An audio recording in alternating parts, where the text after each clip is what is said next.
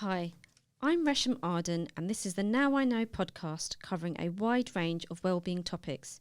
With me today is Maya Raichoora, a TEDx speaker, co-founder of Remap Mental Fitness and LinkedIn's top voice. In today's conversation, we'll be discussing how you can rewire your brain through visualization. Welcome, Maya. Hi, how are you? I'm good, thank you. Thank you so much for being on my podcast. Yes. I've been really excited to have you here. So a bit of backstory for all the audience. So I sort of found you on LinkedIn. You did an amazing talk on like a TEDx speaker stage, and I was just really inspired by what you went through on that journey that you shared on TEDx. And I really want to start with the conversation around when you were about 15 and you were diagnosed with ulcerative colitis. Can you explain to the audience what that is? Yeah. So when I was 15, I basically was getting quite bad symptoms in my stomach and things like that. And I was diagnosed with ulcerative colitis, which is an irritable bowel disease. So a lot of people, know what IBS is and things like that. This is the very extreme version of it. So there's no cause and there's no cure. So according to medical science, it is a condition you live with forever, and you just have to manage it essentially. But it's one of the most painful conditions on this earth. Like the physical symptoms are just debilitating and crippling. But then obviously like mentally, emotionally, you just like life stops. It just stops. You can't do your everyday things like showering, eating, walking. It just all goes, and it's quite a harrowing experience, I would say. Wow. And at age 15, that's the age when you're wanting to go out with friends and go out. So did that stop as well? Just you being able to go out and having a normal teenage life? Yeah, 100%. And I think the reason it probably hit me really hard is because I was quite a high achieving young girl. I loved doing well at school, and actually I was training really hard in badminton. So I was in county level, national level, so I was at the top of my game as well, and then had to give it all up. And I think it is a weird experience because I think at the ages of 15, 16, 17, people are, you're meeting boys, you're going out for the first time. It's like I don't know, it's your youth, isn't it? And it was just completely snatched away in every way possible, completely. You just, but in that situation, it's like whilst others were, gossiping or things like that, I was fighting for my life. So in that sense, I couldn't think of anything else but that. I had to grow up very quickly, to say the least. Oh, wow. So you mentioned when I saw your TED talk that you went to one of the nurses said to you, what would you imagine life to be if you went to university? Because that was something you've actually dismissed. So tell me about that moment when you had that conversation with the nurse. Yeah, so this was actually, I had recently got my A-level results, and actually the day after, I was then admitted to hospital. And I actually remember that hospital so clearly. I mean, I don't know if this is too much information, but at that point was, going to the loo maybe 30 times a day. Wow. Just in pure pain. And it's a really, when you can't really breathe or walk or scream because it's so painful, you don't really know what to do. And they put me on loads of morphine and things like that, and it just had no impact. And at this point, I think the whole thing had just it just broke me completely. And I, if I'm honest, was very ready to just give up in every way possible because it was the less painful thing, right? My body had literally given up on me. I was 38 kilograms, what was left? Especially because every other doctor I'd spoken to was sadly, your future is over. And then this nurse, she came into my room and she was actually just taking my bloods, and she was she could tell I just was not in the mood. I was out. I just didn't want to talk to anyone. she was like, why don't you just, close your eyes and think about going to uni eventually? And I was actually really rude to her. I was like, that's super inconsiderate, because obviously I've been told by everyone else I can't. When she left the room, I then closed my eyes. And uni, if I'm honest, felt a little bit quite far at that point.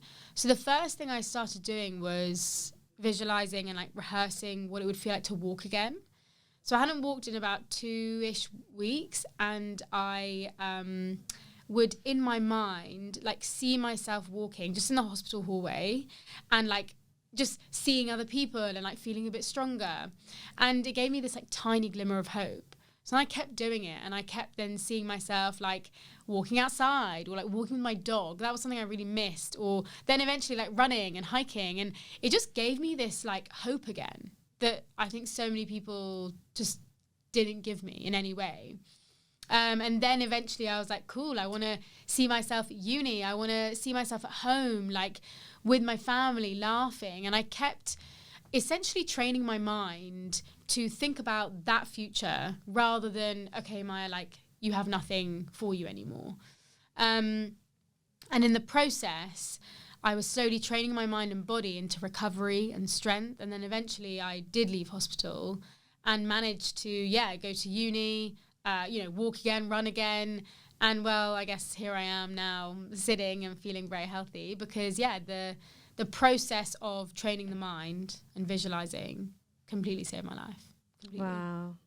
So I get a lump in my throat every time you talk about that, because that TED Talk it's very emotional. Sorry, I'm getting a bit choked up now. Do you know, it's so funny because, well, it's not funny, but I do as well. And I'm not scared of the emotion anymore. I think even if I think back to like the pain or like going to the hospitals and stuff like that, it's so, it stays with you, right? It's literally in your body, it's in your mind. But I think the thing that allows me to do this and talk about it is because if it means now someone else can benefit or someone else can change their life, or it can just inspire, a person to just, invest in their mind and body or listen to themselves a bit more, then that's everything to me. Absolutely. And this is why it's perfect timing you're here. I'm so glad we're doing this. So in terms of visualization, for someone who doesn't know what this is, how would you describe it? Yeah. So visualization is the process of creating images, environments, and feelings in your mind before they happen. And actually something I love doing with people, which is a really like quick 10-second thing. If you just kind of like close your eyes now for a sec and imagine that you're like holding a segment of like a lemon near your mouth, and you literally smell it. It's quite sour, quite like, you can feel the skin. And then you take like a big bite of that lemon. Like you really taste it all, the sourness, like all the juice, everything. Now, if you open your eyes, your saliva's probably started to go. You kind of feel it in your body, right? But obviously, you haven't actually got a lemon in your hand. And it just shows that connection between your mind and body. And the reason why visualization is a really powerful technique is because your brain really struggles to know the difference between what is real and what's imagined. And I mean, the technique's not some new thing that I'm bringing out there. It's been here for decades, but it's only been in the sports kind of arena. So you talk to any Olympian or elite athlete, they love it. They know it. They, Michael Phelps, Ronaldo, like David Beckham, they've all used it to perform their best they ever have on match day or, in games. But your average everyday person has no idea. But we can use that same science and technique to essentially rewire the patterns in our brain and achieve optimum wellness and performance. And I mean, like, who doesn't want that, right? Yeah, it's amazing. And the cool thing is, it's really fun. I think as we get older, we forget to utilize our imagination, and we don't know how our brain works. But visualization taps in to your imagination. It taps into that creative part of your brain, which then you can create these images and those environments so you can start training your mind in a new way. And the interesting thing is, most people are actually already experts at visualization.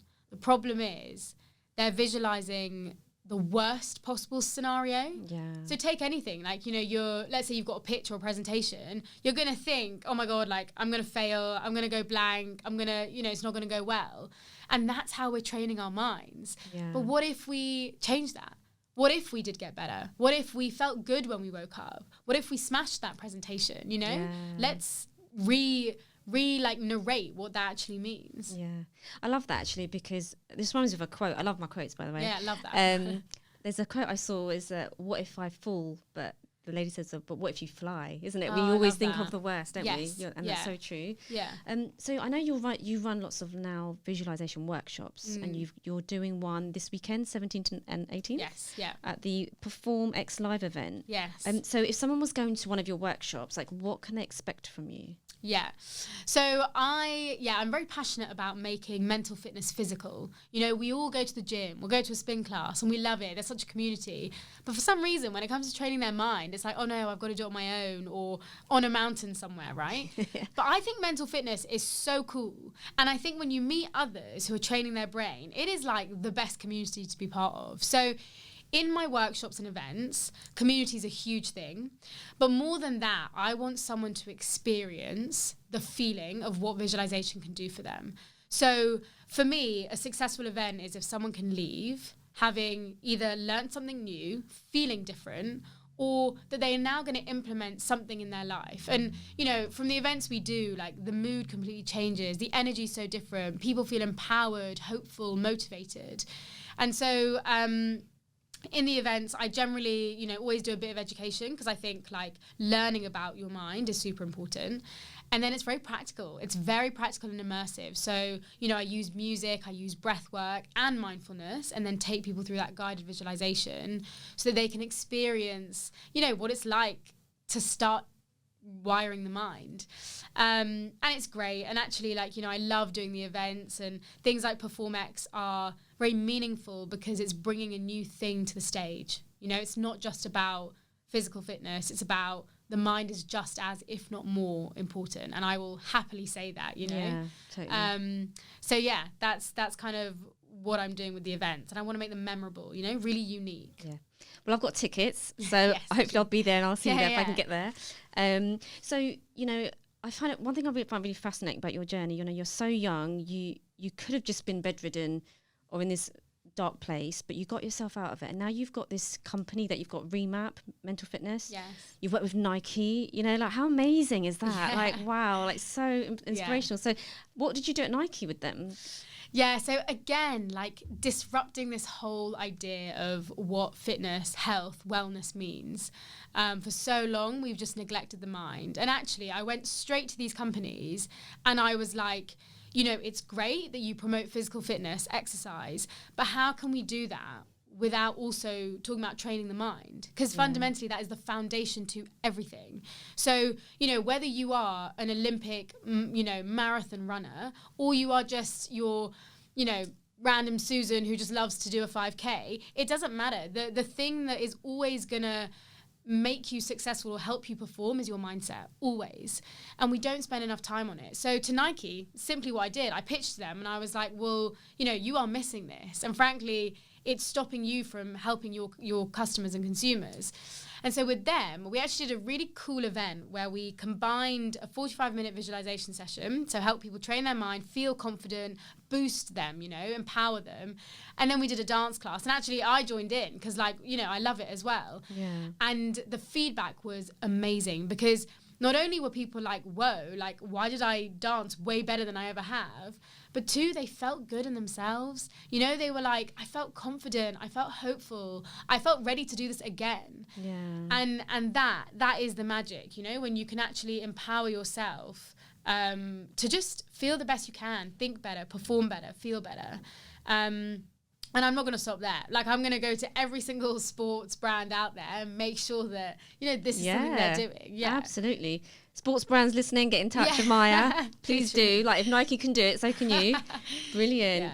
But I think it's really amazing because, like, my daughter, she's 14, and, you know, she'll have, like, a Pinterest vision board on her phone. And I'm like, is it, like, a generational thing? Like, this sort of stuff needs to be taught to our kids. Like my daughter, I told my daughter, you've got to follow Maya. She's so inspirational and you're so relatable as well, you know? So what other techniques, I know you're doing visualization, but like, say for example, you do vision, do you do vision boards as well? Or is that something a little bit separate? I do have a vision board. I think, you know, a vision board is that thing that reminds you every single day of what you're going for, what your goals are. And if your vision board is something, it's there to inspire you and to motivate you, do it, go for it. And then you can, take that to a next level by actually visualizing what that looks like in your life, how you want to feel. Because so often we focus on what do we want in life. Great, but how do you want to feel? No one really knows how to answer that question, right? Yeah. And then I always get, I want to feel happy. Okay, but what does that actually mean to you? Do you know what I mean? And so really asking those questions and understanding, what is it that makes you feel alive or gives me joy? Let me do more of those things. Yeah. But we don't spend enough time doing that at all. I think for those listening out there and you want to know a bit more about the steps, I think you explain it really well on that TED Talk. So if anyone's listening, just Google on YouTube TED Talk Raichoora, and it's such a great talk you did.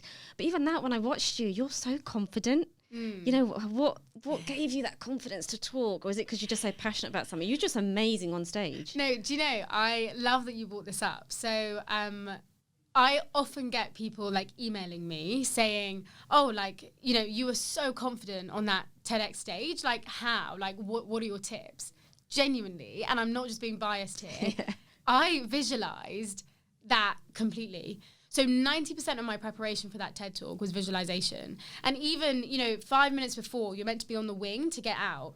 And everyone was like, oh my God, where is she? And I was like, I will be in the dressing room because I will be visualizing it. And the reason for that is because if you can mentally rehearse, doing a presentation or a speech before you do it, you are training your mind and body in a way that then when you go on stage, it's been there before. So the nerves aren't there. You can then be in this flow state and you can show up very confident. So, a couple of weeks before, I used visualization to actually understand my content. What did I actually want to say? What did I want the audience to feel? A bit later, then I started visualizing, right, how do I want to walk onto stage? How do I want to feel? What do I want to wear? What is that like? How am I going to show up? And for me, it was, confident. It was credible. It was also joyful, enjoying it. And then on the day of, I was like, right, let's really prepare. And I can't even tell you how it has changed the way I can give speeches or speak, because it's now just, it comes naturally. My body is so trained.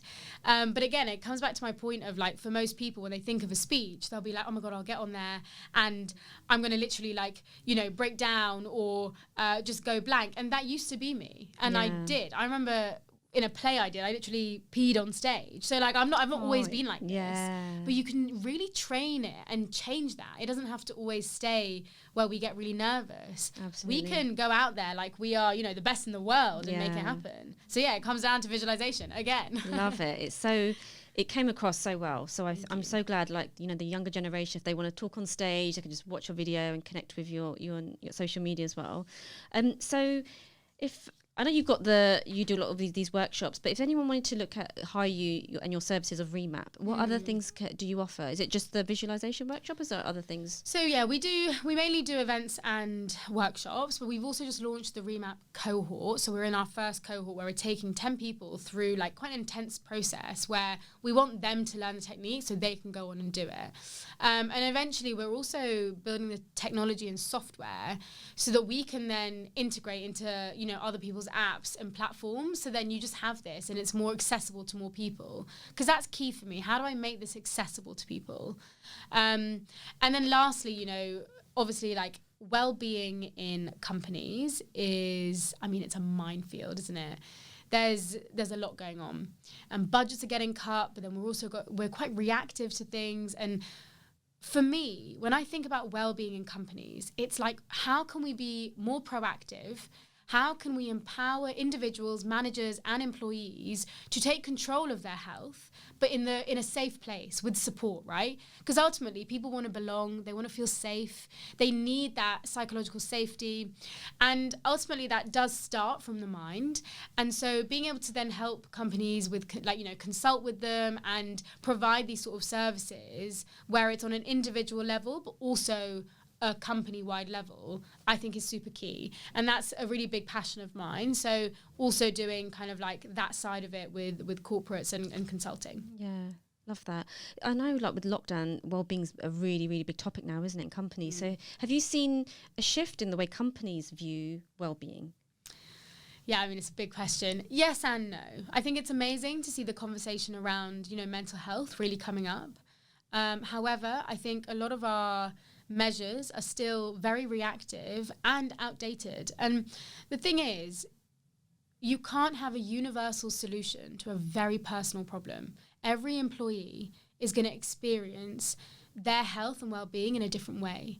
So more needs to be done to understand, okay, but what do employees need? And what is actually going to help? Because frankly, you know, your random fruit baskets and table tennis, I get the meaning of it. And yeah, that will help in times. But it's like, how can we get to the root cause of what's going on? And so I think it's great. The conversation is getting louder and more people are talking about it. Amazing. And it's a priority. But there's still a lot to do. And, you know, I was talking to a company the other day where they were like, I don't have a well-being budget, but they spend at least $1,000 on drinks every single week. And it's simple. Like, if you aren't going to prioritize it, absolutely, it's going to have an impact on the bottom line. It really will. Yeah. So yeah, I think there's a lot to do. And I recently went to a kind of like a conference where all the biggest like well-being leads came, and it was so inspiring and motivating to hear that people want to make change. They do. Yeah. So we've got to work together and find that solution, because it's going to take a while, but it's not as black and white as I think people think it is. Absolutely. I run a lot of high performing team workshops, and I think I need to get you in there to get everyone's mindset right before we even start the workshop. But I think what you're doing is amazing, because every company, every school wants people to perform, and if they're not in the right mindset, that's where we need to start, is the mindset. So I know we've touched on a lot about, you know, your workshops and your company, what you're doing, but how are you? How's your health? Like, how are you with I know with this diagnosis was when you were 15, but how are you now? Yeah, no, thank you for asking. I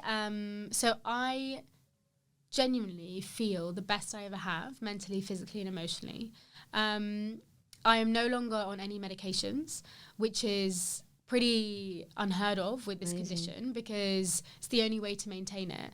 And I have been on medications for the last 6 years, and they are heavy. They're not like, you know, I was coming back from uni every 6 weeks to have an infusion, and you sit there for hours and they just pump in the medications. There was a year or two of my life where I couldn't even be in the sun, because of how damaging these medicines were. They were the side effects, they completely suppressed your immune system. So that to me is a huge, huge, huge achievement. And, you know, I get to wake up, I go on long walks, I feel good in myself, I feel very content. And this isn't to say that well, that's it, great. But, you know, I'm still on the journey, and I'm still very active in, you know, taking care of my mind, my health. I do my, you know, morning routine every day. I'll visualize for an hour or two a day.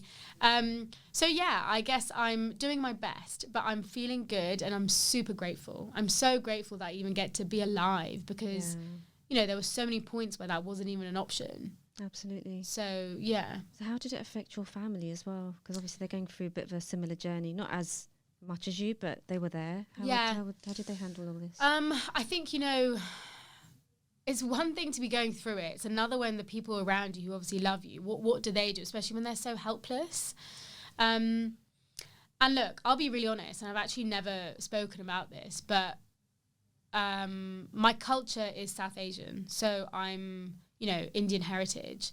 And there's often this, I guess, part where illness and disease is seen as quite a weak thing. And I guess there was a lot of shame involved. You know, I didn't really tell anyone about it. I didn't tell my friends. I didn't really tell my wider family. It was just kind of kept hush, which is a lonely, lonely thing. But I think it's no one to blame. No one knew what to do. No one knew what was going on, you know? We didn't understand. And so everyone's doing their best. But yeah, ultimately, you know, my family did their best, and everyone dealt with it in their different ways. I think this kind of expands to anyone and everyone. You never know what someone is going through. So just always check in. Always, even if it's just one message, just be like, hey, how are you doing? Because, you know, they say that you have to ask someone, how are you, 5 times before they actually say how they are. Yeah. But we're so used to just being like, yeah, I'm okay. And so actually, no, let's be ourselves. Let's say what's actually going on, because, you know, we don't do that enough. And especially in my culture, we don't do that. Oh my God, we don't do that at all. You know, we have to be very high achieving and everything has to be great. But no, actually... Well, don't talk about that. Well, exactly. Why do you let people know about that? Exactly. You know? And so, yeah, I think it was hard on my family for sure, but it's made us stronger. And, you know, the fact that I've been able to come out of this, I think everyone else has also learned different things. How do they take care of themselves? Yeah. You know, it's a wake-up call for absolutely anyone. Absolutely. So, yeah. Well, thank you for sharing that. I really appreciate that. But I think, you know, by you sharing it, and I don't think, I mean, I'm also from South Asian background, Indian heritage as well, but I think what our parents' generation need to understand is that by sharing, we're actually helping more people and also healing ourselves, etc. And I think I've gone to that place as well. I just don't really care what other people think, because those are the people that are going to be there for me when I'm in my darkest days, you know. So you probably help more people than you will ever realise and you'll ever meet. So I salute you for sharing your story. What do the GPs say when they see you? Because they're like, you're sort of like, this was not supposed to go this way, Maya. What do they say? So that is a really good question. I think before I just want to answer that, I think your comment about sharing your story, I think is super interesting, because it's actually really damaging to live like years and years dealing with something on your own, and the you know, the shame that you feel is so heavy. And I think, telling my story, and I remember this day, the reason I did it is I actually just got my phone one day, I put it up, I just recorded like a 10-minute video and put it on Instagram, and everyone was like to me, I had no idea you were doing this. I had no idea this was even happening. Like, how? You've always you've always been so bubbly, and like, you know, you've always done this, that. And I was like, well, I'm very good at hiding it. It's an invisible illness. And that isn't something to praise, not at all. Like, if I could have done this again, I wish I had told people. I wish, but I was so embarrassed. I was embarrassed because of the symptoms. I was embarrassed because of all of it. So I think, sharing your story is a powerful thing. But the one thing I would say is not everyone deserves to hear your story. It's not about oversharing. It's not about being like, hi, my name's Maya, I have this. It doesn't have to be your label or identity. But if it means that you can have that support network, you can feel, you know, more okay, then do it 100%. GPs. So look, I don't have anything against medicine. I think medicine is great for emergency, you know, surgeries, and, you know, if you've broken an arm, 100% go to the doctors. I think what we haven't yet solved is chronic illness. Chronic illness comes from the environments we live in, our lifestyles, the stress. And in my opinion, you cannot solve that with steroids. You cannot solve that with plasters. And unfortunately, that's how, you know, doctors are trained. And that's not their fault. That's just how it's the world we live in. So when I go back to these doctors, they don't really understand how or why I'm okay. They always question. They're like, but we don't really understand. Like, you know, you should be on medication here. And look, I think if again it can show one doctor that there are other ways, then I'm really, really glad. But like I said, I'm not there to give any medical advice. This is only my own experience. But I think it really does show that there's so much to learn here. You know, our bodies are incredible things. Our minds are like fascinating, and we barely know what's going on. So to think that you can actually heal yourself or improve your quality of life, I think is super exciting. Absolutely. You know? I just love your journey, and you're so young, and I'm just so excited to see where the next 10 years take you, because I think you're just starting really, and you're doing so well. I'm so proud to have you as a guest as well.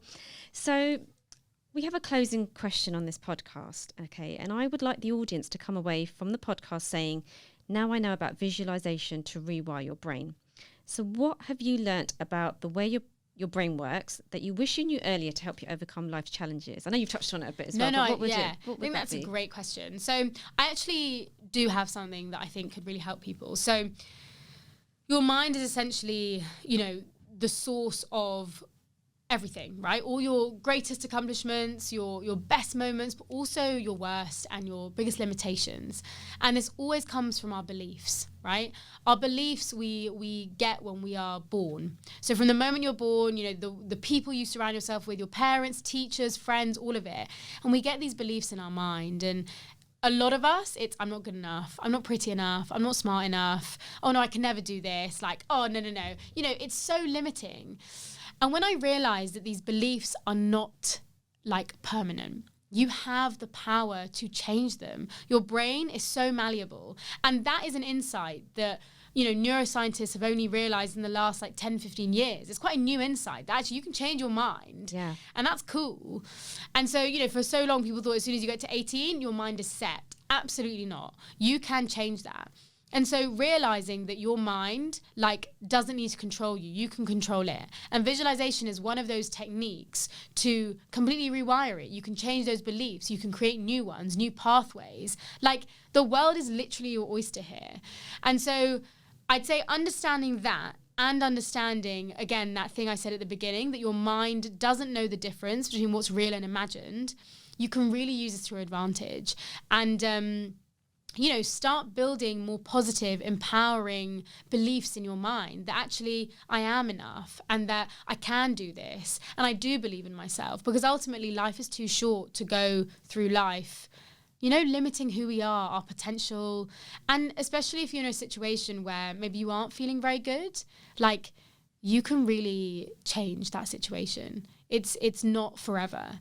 And so many of us feel stuck, we feel lost, we feel, overwhelmed with all of that, but you're not stuck there. So use your mind as a tool and allow yourself to, get out of this, because it's possible. Totally is possible. Totally possible.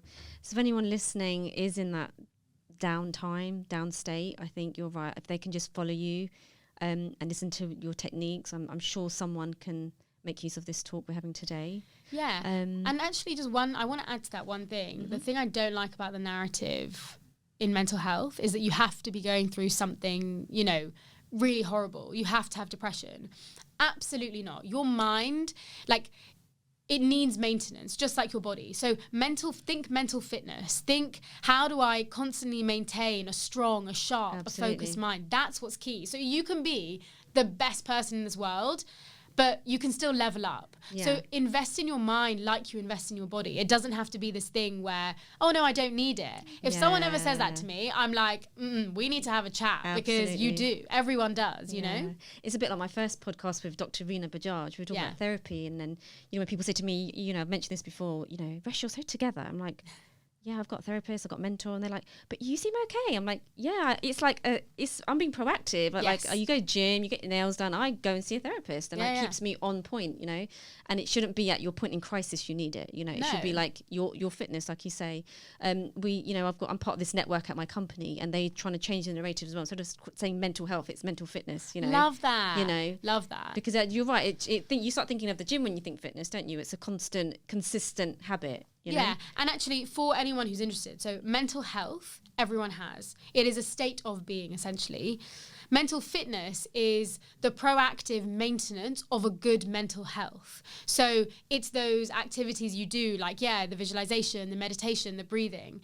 And then mental illness is specifically someone who is diagnosed with anxiety, depression, who they still have a mental health, but we would consider this maybe not the best mental health. So you can see the difference there. We can distinctly say that mental health is different from mental fitness, which is different from mental illness. So understanding the language is also really important for changing that narrative. Yeah, love that explanation.